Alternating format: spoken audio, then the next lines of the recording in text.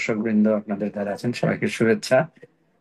আসলে যেটা আহ, জনাব তারেক রহমান যেটা উল্লেখ করেছেন, আমি সম্প্রতি একটা বিষয় লক্ষ্য করেছি, আপনারাও হয়তো নোটিসে এসেছে আপনাদের।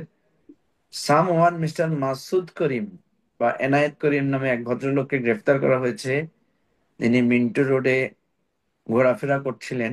ওনার মার্কিন পাসপোর্ট আছে এবং সাথে ওনার সাথে একজন ডিআইজির বডিগার্ড ও ওনার প্রোটোকলে ছিলেন। এরকম একটা ঘটনা কি আপনাদের চোখে পড়েছে? শারমিন, কি লক্ষ্য করেছেন এরকম একটা নিউজ? আমি খেয়াল করিনি। আমার ব্যর্থতা। আচ্ছা, যদু ভাই কি দেখেছেন এই নিউজটা? এটা তো ন্যাশনাল নিউজ না, এটা ইন্টারন্যাশনাল নিউজ। আমার কাছে মনে হয় এই নিউজটা নজরে আসবে না। তারা আচ্ছা শুধু একটা পক্ষীয় ঘটনাটাকে মুখ্য সামনে নিয়ে আসবে।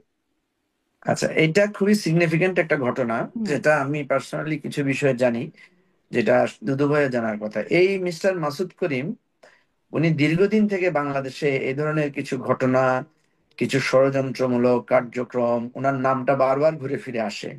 হুম। এবং বাংলাদেশে অনেক রাজনীতিবিদ, আমলা এবং এই ধরনের অনেক কিছু ঘটনা আমরা জানি, যেটার সাথে আমরা এই মাসুদ করিমের একটা সংযোগ দেখতে পাই।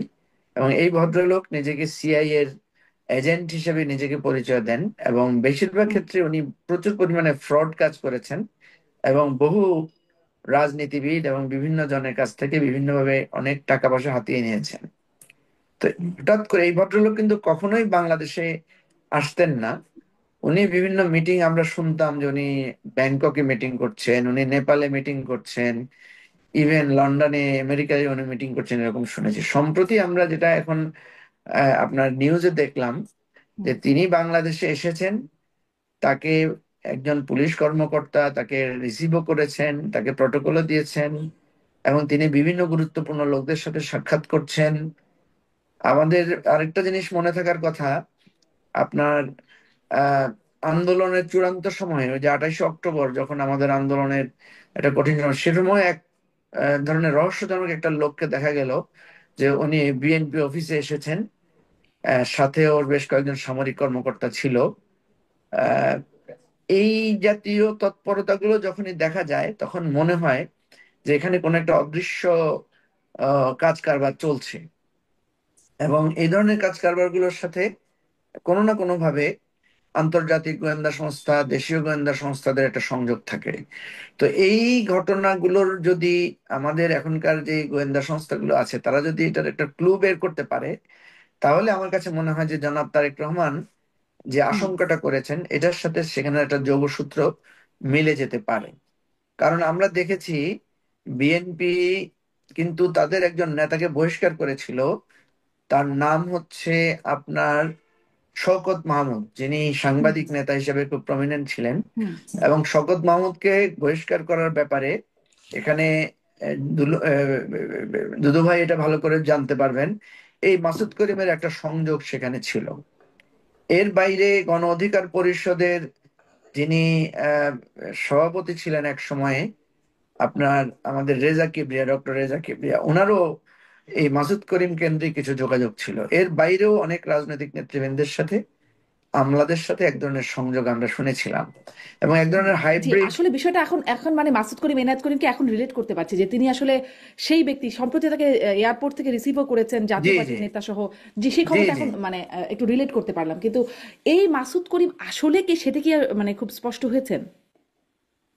হ্যাঁ, এই এই এই জন্য বলছি, এই মাসুদ করিমকে যেহেতু পাওয়া গেছে, একটা সময় ছিল ওনাকে, উনি ধরাছোঁয়ার বাইরে ছিলেন। হুম। ওনাকে যেহেতু একটা রহস্যজনক অবস্থায় তাকে গ্রেফতার করা হয়েছে, এবং তার সাথে একজন পুলিশের কর্মকর্তার সংযোগ পাওয়া গেছে, এবং এখানে জাতীয় পার্টির একজন নেতা হুম। তাকে মানে এই সবকিছু ব্যবস্থা করেছেন। টোটাল বিষয়টা কিন্তু একটা সিগনিফিকেন্স আছে। সেই জন্য আমি এটার সাথে যেহেতু বিএনপি এটার বিরুদ্ধে একটা অ্যাকশনও নিয়েছিল, এবং একটা নাগরিক এক ধরনের আপনার ইনসাফ কমিটি নামে একটা সংগঠন তৈরি করা হয়েছিল। হুম। হঠাৎ করে দেখা গেল যে তারা আপনার হোটেল শেরাটনে বা এটা মানে টোটাল ঘটনাটা, আমি যেটা মনে করি, যদি ইনডেপথ ইনকোয়ারি করা যায়, তাহলে আমার মনে হয় জনাব তারেক রহমান যে আশঙ্কাটা ব্যক্ত করেছেন, সেখানে একটা ক্লু পাওয়া যাবে। আমার কাছে এটাকে একটা গুরুত্বপূর্ণ মানে মানে তথ্য আকারে আমি দেখি।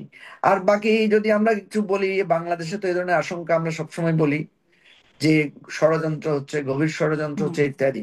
আমি মাসুদ করিমের এই টোটাল বিষয়টা সম্পর্কে আমি যতটুকু অধ্যয়ন করার চেষ্টা করেছি, আমার কাছে মনে হয়েছে উনি আমাদের খুব নিকটবর্তী কোনো একটা রাষ্ট্রের গোয়েন্দা সংস্থার দ্বারাই সাথে তার উনি কানেক্টেড ছিলেন, এবং কোনো না কোনো ভাবে আমাদের আগের সরকারের সময়ে কোনো কোনো গোয়েন্দা সংস্থাও এখানের সাথে সংযুক্ত ছিল।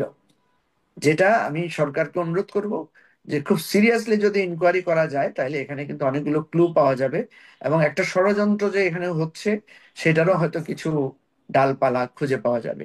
সেজন্য আমি জনাব তারেক রহমানকে আপনাদের মাধ্যমে ধন্যবাদও জানাই যে উনি যদি এটাকে মিন করে থাকেন, তাহলে আমার মনে হয় বিষয়টার মধ্যে একটা গভীরতা আছে।